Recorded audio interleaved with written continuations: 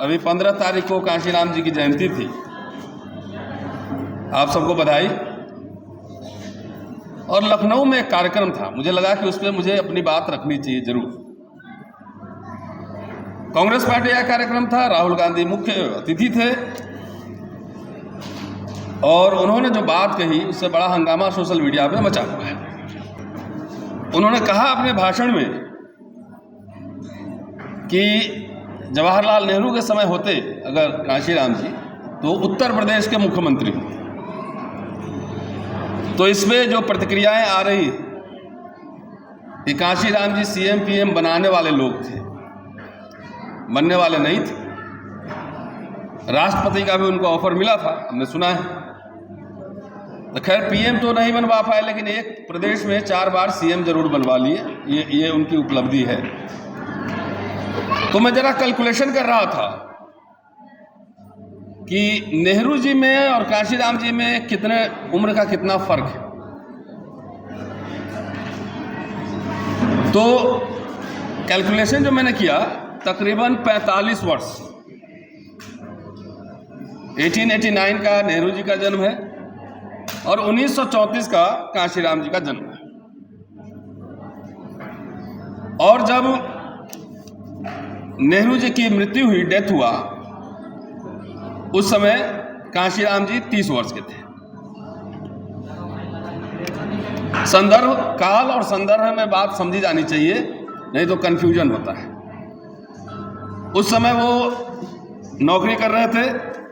64 में उन्होंने इस्तीफा दिया, पुणे के डीआरडीओ में काम कर रहे थे, असिस्टेंट इंजीनियर। तो सोचिए अगर 30 साल में कांशीराम जी मुख्यमंत्री बन गए रहते तो भारत के प्रधानमंत्री भी बनते। 90 के दशक में भारत के प्रधानमंत्री भी बनते। लेकिन ये बात काल संदर्भ में समझ में नहीं आई। रोपड़ में पढ़े थे और गवर्नमेंट कॉलेज में पढ़े थे और सरकारी ऑर्डिनेंस फैक्ट्री में वो काम कर रहे थे, डीआरडीओ। तो ये कोई नई बात नहीं है। हमारे लोग को नहीं पता है कि भारत में कई दलित मुख्यमंत्री रह चुके हैं। और 1960 में आंध्र प्रदेश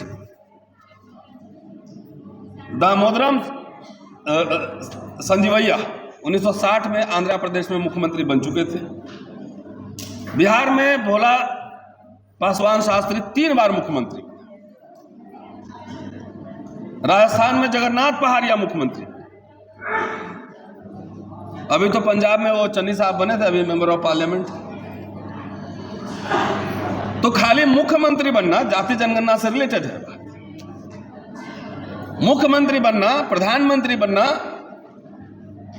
क्या यह समस्या का समाधान है, सॉल्यूशन है? ये फंडामेंटल क्वेश्चन। अभी एसपी-डीएम कहां गए शंभू जी? एसपी-डीएम, पीएम, सीएम, आखिर जाति जनगणना क्यों? ये सवाल मैं फंडामेंटल लगता हूं। अरे सीएम तो एक ही बनेगा। बाबू साहब 2 सीएम बन लिए, वीपी सिंह और चंद्रशेखर जी।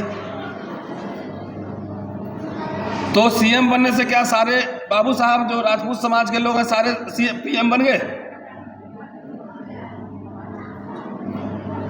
ये समाज को जो नशा चढ़ा है ना, खाली सीएम पीएम मंत्री, इसके अलावा कुछ दिखता ही नहीं।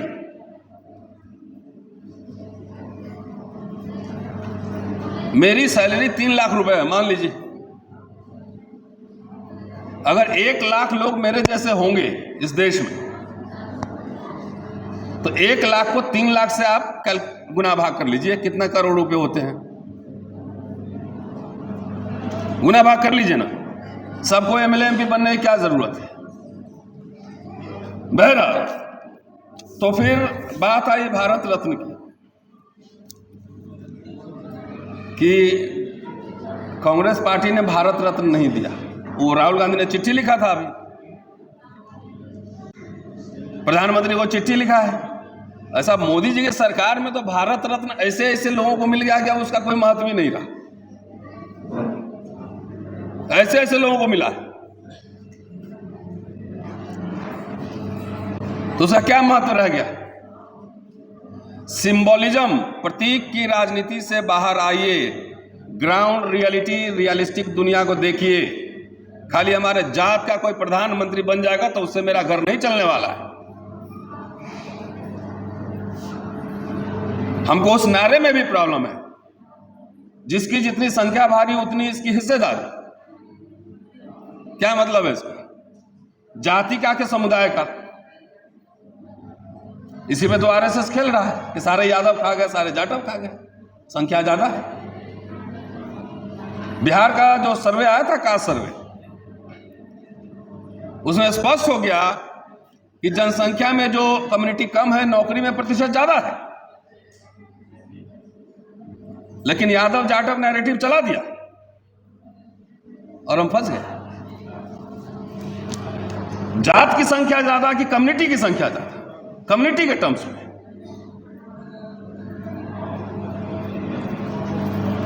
तो क्या वाकई बसपा जो भारत रत्न की बात कर रही, वाकई वो कांशीराम जी को भारत रत्न दिलाना चाहती थी कि उसमें रोड़ा हटका रही थी? 10 साल तक कांशीराम जी का परिनिर्वाण हुआ 2006 में। 2004 से लेकर 14 तक कांग्रेस की पार्टी की सरकार थी। क्या कांशीराम जी के जितने समर्थक थे उन्होंने कोई ज्ञापन दिया कि कांशीराम जी को भारत रत्न दीजिए? कोई डिमांड रखा?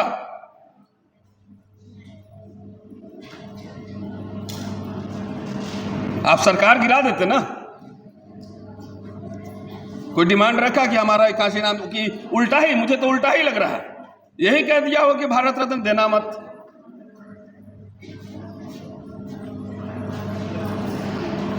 कांशीराम जी घोषणा किए थे बौद्ध बनने का, बौद्ध भी नहीं बनने दिया। बाबा साहब के राह पे थे ना, तो बौद्ध भी नहीं बनने दिया। देखिए, सीएम, पीएम, एसपी, डीएम, ये सब नारे में अच्छे लगते हैं, है ना, बड़े बड़े नारे, CM, PM, DM, SP. SP DM कितने बनते हैं साल में? 50। यूपीएससी का एग्जाम होता है तो उसमें ग्रुप बी तक का रहता है, एसओबी बनता है। सारे यूपीएससी पास करके आईएएस आईपीएस नहीं बनते हैं ना। इनकम टैक्स है, सेल्स टैक्स है, एक्साइज है, रेवेन्यू है, रेलवे है, आरपीएफ है, तमाम उसमें जाते हैं। और इन नारों के चक्कर में हमारा पूरा जनरेशन बर्बाद हो। मैं विश्वविद्यालय में पढ़ाता हूं, इसलिए मैं जानता हूं हकीकत। 40 साल तक पिताजी से पैसा लेकर सिविल सर्विसेज की तैयारी करता है और 40 साल तक नहीं होता, उसके बाद किसी काम का नहीं रह जाता है। कभी नारों में हमने नहीं सुना कि वकील बनना चाहिए। विल्सन साहब है ना, एडवोकेट सुप्रीम कोर्ट। अगर विल्सन साहब मेंबर ऑफ पार्लियामेंट भी नहीं रहेंगे तो सुप्रीम कोर्ट के लॉयर तो रहेंगे ना, high court, supreme court practice तो करेंगे ना।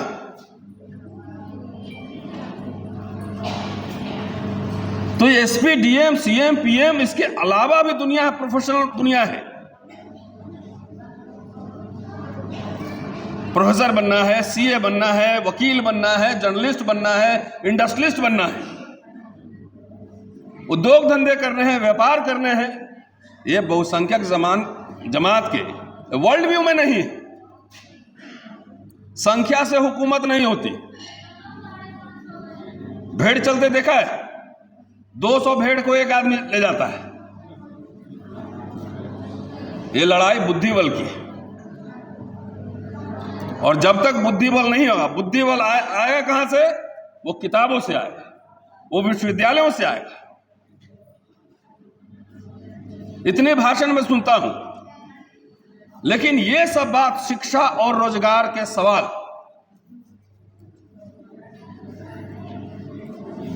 संसाधनों में कैसे हम प्रोफेशनल्स क्रिएट करें, कैसे हम अपने बच्चों को बिजनेस मैनेजमेंट पढ़ाएं, ये सवाल नहीं। सिर्फ CM, PM, MLA, MP, SP, DM. देखिए, हमारी समझ साफ, जब तक इस बीजेपी को नहीं हराइएगा, आरएसएस को। आरएसएस है असली ताकत जान उसमें। और आप कास्ट सेंसस क्या आपको तो कह देगा कि हिंदू है, हिंदू मुसलमान कर देगा, आप लोग जाके वोट दे दीजिएगा। उस समय जाति याद आता है कि धर्म याद आता है? एक टोपी वाला मुस्लिम आपके सामने खड़ा हो जाए तो आपके अंदर का हिंदू भाव जाग जाता है। तो पहले तो ये तय कर लो कि जात है कि धर्म है। और ये एक्सपेरिमेंट, ये प्रयोग आरएसएस लगातार कर रहा है, जातियों के नेता तैयार करता है। 27 तो मंत्री ओबीसी का बैठा हुआ है, प्रधानमंत्री खुद ही कह रहे हैं ओबीसी। एचआरडी मिनिस्टर अभी वो भी ओबीसी। यूजीसी झुंझुना पकड़ा दिया, एक हाथ से दिया दूसरे हाथ से ले लिया। इसमें क्लियर कट अंडरस्टैंडिंग नहीं। बाबा साहब ने साफ साफ अपने मैनिफेस्टो में, शेड्यूल कास्ट फेडरेशन के मैनिफेस्टो में साफ साफ लिखा था कि आरएसएस और हिंदू महासभा, जनसंघ जैसे प्रतिक्रियावादी शक्तियों के साथ हमारा कोई समझौता नहीं होगा। तो बीजेपी से मंत्री भी बनोगे, आपके जात का बीजेपी से खड़ा हो जाएगा तो उस समय आपको वर्ग इंटरेस्ट, क्लास इंटरेस्ट दिखाई नहीं देता है, अपने जात को वोट दे दो। सबसे ज्यादा एससी एसटी और ओबीसी एमपी किसके पास है? वो बीजेपी के पास है। बीजेपी आरएसएस संविधान सौंपे जाने के 4 दिन बाद ऑर्गेनाइजर में लेख लिखता है, एडिटोरियल आर्टिकल, कि संविधान में भारतीयता नाम की चीज नहीं है, इससे बढ़िया हमारा मनुस्मृति का संविधान था। वयस्क मताधिकार के आधार पर भी कहती है कि इससे बहुत ज्यादा फ्रूटफुल नहीं मिलेगा, कुछ एडल्ट फ्रेंचाइजीज नहीं चाहिए। बाबा साहब 1919 से लेके और संविधान बनने तक वोट के अधिकार के लिए लड़े लगातार, और वही आपका वोट कटिंग हो रहा है एसआईआर में। ये सब एजेंडा, इसकी लड़ाई नहीं लड़ी जा रही। और जाति जनगणना हो भी जाएगा तो नेक्स्ट व्हाट? अगला क्या? आपको अपने जात का नेता चाहिए ना, जमात का नेता नहीं चाहिए।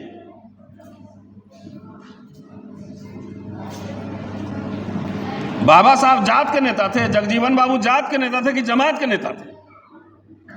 अब इतना जात जात खंड खंड में बांटा हुआ था पहले से, और आप लोग में भी वो सब आ गया। अपना जात पहले देखते हैं। तो जात के पास बार्गेनिंग पावर नहीं होता है, जमात के पास बार्गेनिंग पावर होता है। सो जात से जमात बनाइए। नारे अच्छे लगते हैं, 85, 90।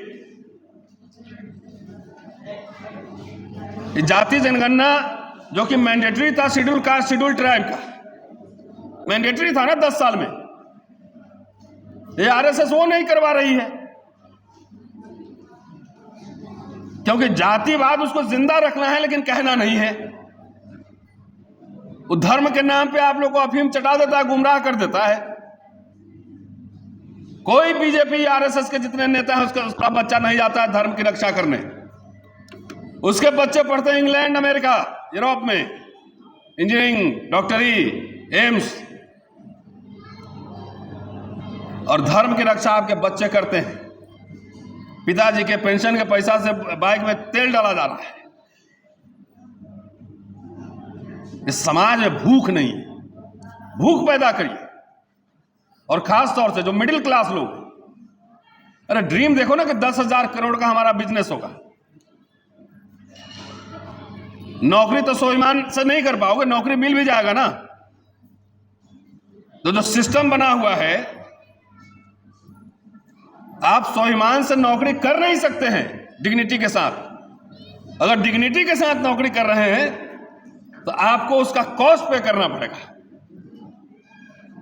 झूठे केस में फंसाए जा सकते हैं, आपके करियर के साथ खेला जा सकता है। यह सवाल तो किसी ने नहीं पूछा कि मोदी जी ने कितने यूनिवर्सिटी खोले हैं 10-11 साल में, कितने चेन ऑफ स्कूल खोले हैं। आपके बच्चों के जो सरकारी स्कूल था, हजारों हजार स्कूल बंद हो रहे हैं।